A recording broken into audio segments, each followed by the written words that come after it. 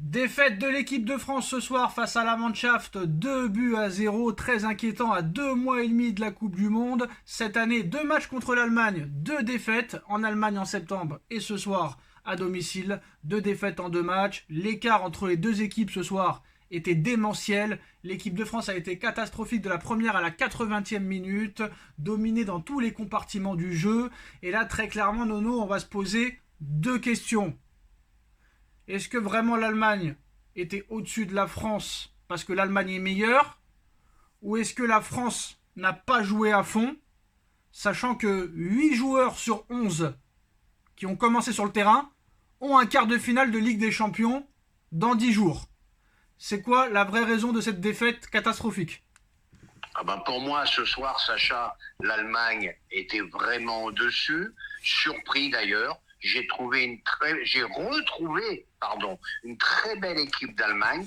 Ça faisait longtemps qu'elle m'avait pas impressionné comme ça. Très bon jeu collectif, beaucoup de technique, beaucoup d'intensité. Et de l'autre côté, comme d'habitude, on compte sur les espaces pour que Mbappé fasse un exploit et l'absence de Griezmann. Alors là, t'as plus de fond de jeu du tout. Déjà qu'avec Griezmann, c'était un football ennuyeux, mais lui, il sauvait quand même la face parce qu'il faisait quand même le lien entre la défense, le milieu, l'attaque. Là, t'as plus aucun créateur. Comme je dis souvent, beaucoup d'athlètes, mais très très peu de très très grands footballeurs. Bon, match amical sans enjeu, mais c'est vrai qu'on se rend compte que le joueur le plus important de l'équipe, c'est Griezmann, et pas Mbappé.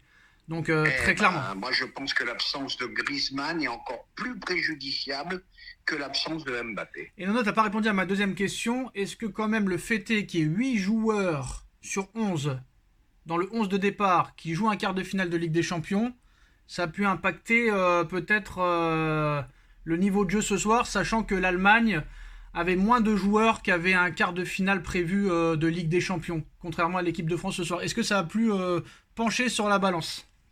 C'est possible que ça trotte dans les têtes, parce qu'on sait très bien que maintenant, la compétition numéro 1, c'est la Ligue des Champions.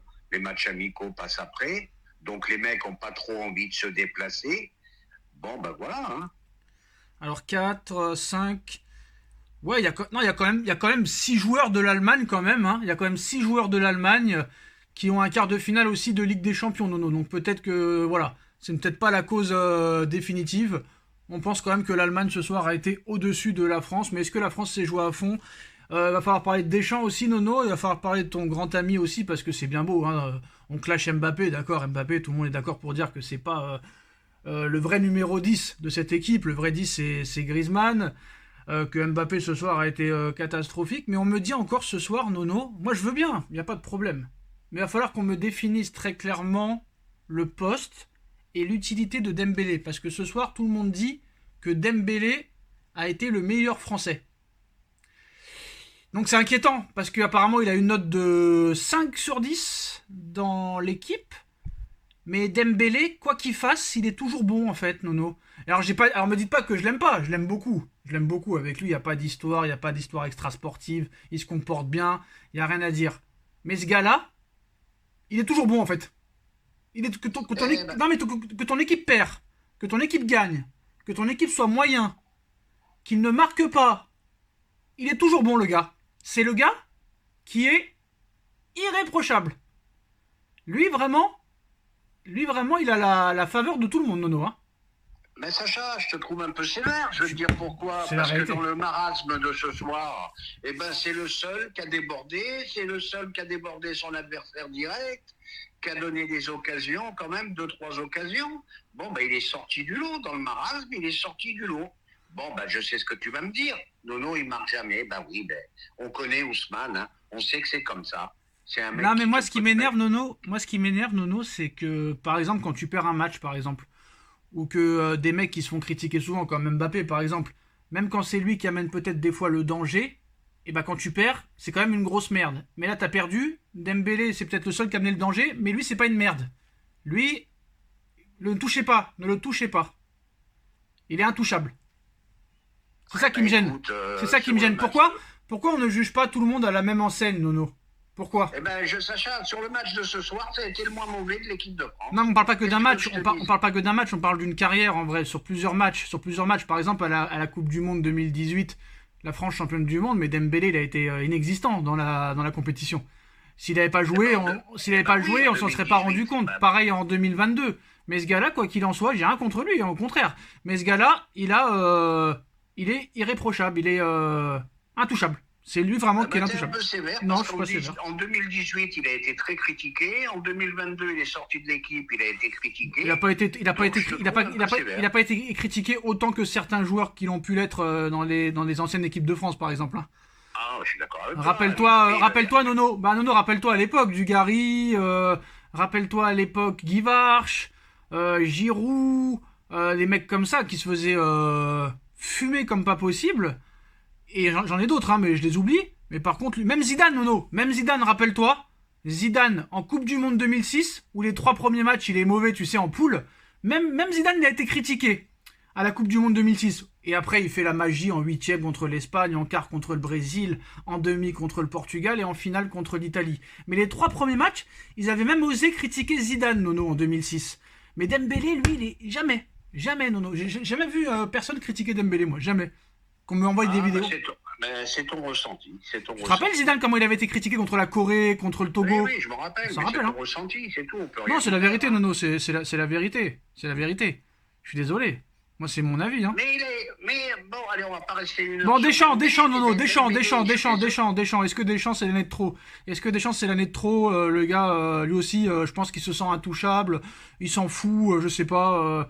Non, Deschamps s'en fout pas. Deschamps, il aime la gagne. Mais comme tu as dit, c'est peut-être comment dirais-je, le bail de trop. Pourquoi? Parce que bon, Deschamps, c'est beaucoup d'investissement dans son jeu. Bon, moi, le football de Deschamps, tu le sais très bien, il me plaît pas. Bon, c'est sûr, c'est un gagnant. Il a le palmarès pour lui. Mais moi, je ne me régale pas avec lui, hein. Je vais te dire, je me régale pas. Par contre, Nono, moi, il y en a un que j'aime beaucoup, qui me fait bander, surtout dans ses conférences de presse d'après-match. Il le fait au PSG, et il le fait aussi en équipe de France. C'est encore Lucas Hernandez, après le match, qui te dit carrément, on n'a pas été bon, tout simplement. Dès le début, on n'est pas rentré dans le match avec ce but à la 7e seconde. Quand tu prends un but aussi vite, ça perturbe le match, tu commences avec une idée dans la tête, ça change tout le match. Lui, à chaque fois que ce soit Paris ou l'équipe de France, quand t'es bidon, il le dit direct, il a pas peur. Et c'est rare les joueurs comme ça, Nono, c'est très rare. C'est rare, mais là, il pouvait pas dire autre chose. Hein. Vu le match Quoi de ce soir. Mais qui a les couilles de dire ça dans les clubs ou dans les sélections? Il y a personne. Non, mais je pense que jamais. Je pense que Deschamps va dire ce soir qu'on a été. Mais jamais il va le dire, nanana. Lui aussi, c'est un bidon, laisse tomber. Hernandez, c'est le seul qui a les couilles de dire quand son équipe elle est pas bonne. Jamais t'entendras un joueur dire ça. Jamais. Je te jure, c'est la vérité. Arrête de les défendre, Nono. Bon, maintenant, moi, je vais te dire autre chose. Bon, écoute, un peu inquiétant avant l'Euro. Un peu inquiétant. T'as pas mal d'équipes, t'as le Portugal, t'as l'Allemagne, t'as pas mal de monde. C'est pas si évident que ça. Ouais. Les journalistes de l'équipe qui trouvent qu'il n'y aura pas de match, comme si c'était même pas la peine d'y aller tellement on est au-dessus. Et là, ce soir, je les regarde un peu, ils sont un peu emmerdés. Ouais, mais tu t'es arrêté au Portugal et à l'Allemagne, ça s'est arrêté là. Hein. T'as pas d'autres équipes en tête. Hein. Ça veut dire que c'est pas une grosse compétition qu'il va y avoir. Hein. Il y a peut-être 2 équipes qui se dégagent et pas plus. Hein. Franchement. L'Euro est plus dur que la Coupe du Monde, moi je te le dis. Avant, oui, mais plus maintenant. Quand c'était à 16 équipes, oui. Mais à 24, non. Les 3 premiers, ils vont en 8e. Non, c'est pas dur. Avant c'était. Attends-toi bientôt la Coupe du Monde, ça sera à 46. Avant, t'avais un vrai Euro. Avant, t'avais les vrais Euros avec la grande Italie, les grands Pays-Bas, la grande Espagne, la grande Allemagne, la grande équipe de France, le grand Portugal, même la grande Belgique. T'avais 16 équipes qui pouvaient tous gagner l'Euro. Là, maintenant, t'as 24 équipes. Les 3 premiers directement. Bref, les bonnes nouvelles du jour, Nono, c'est la grosse prestation de Lucas Beraldo qui a été titulaire avec le Brésil. Clean sheet, donc bonne nouvelle pour la suite. On a quoi d'autre? On a Ugarte qui a été sur le banc contre l'Uruguay. Grosse performance de Nuno Mendes avec le Portugal. Vite fait, qu'est-ce que tu as pensé de ces Parisiens-là? Nuno Mendes, je suis pas étonné. Ugarte, même Bielsa le met sur le banc, ça devient inquiétant. Et puis voilà. C'est tout? C'est tout, Sacha. Pas plus? Bah non, qu'est-ce que tu veux dire d'autre? Qu'est-ce que tu veux dire d'autre? Ah oui, l'Angleterre Bon, aussi, l'Angleterre, faut en parler très rapidement, Nono. Soi-disant la grande équipe, grande favorite, qui s'est fait battre par une équipe de brésilienne qui n'était pas non plus au complet. Donc, elle aussi, je pense qu'ils ont pris un peu le melon, les Anglais, Nono. Avec un entraîneur qui est catastrophique aussi, faut pas l'oublier. bah, je crois qu'il est temps pour eux de changer de sélectionneur parce qu'ils ont vraiment un effectif magnifique. Ils pourraient proposer autre chose. C'est un peu le même problème, hein. La seule différence, c'est que l'Angleterre ne gagne jamais, va jamais au bout, et la France